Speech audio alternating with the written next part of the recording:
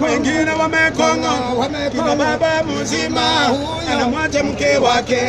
anapenda kadogo dogo kama kuvalia taiti, na kumbe umetaiti,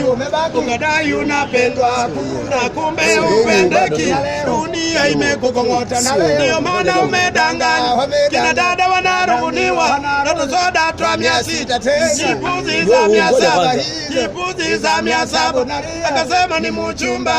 na kumbe ni kachumbari, nyanya misaru,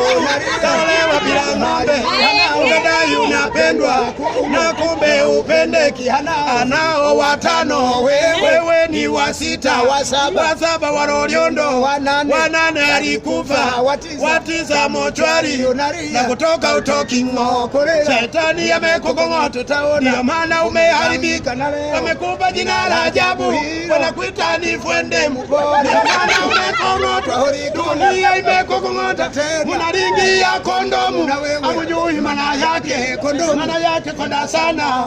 utabaki skeletoni, utaishi kwa matumaini, utabugia vidonge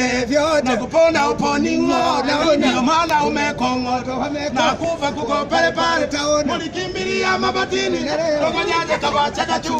mulikwenda na Roliondo kwa babu kawachanganya, amejiunga Freemason, na kufa kuko pale pale, ipisi ko pale pale, sukari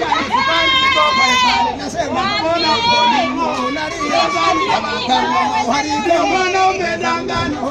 mama mzima, unadai unapendwa, unajiita bibi mdogo, haujui maana yake mdogo. Ukisoma Biblia ukipita bibi mdogo, maana yake kijakazi, tena umeraniwa, shetani amekukong'ota, kutoka utoki ng'o, uvimbe upasuke.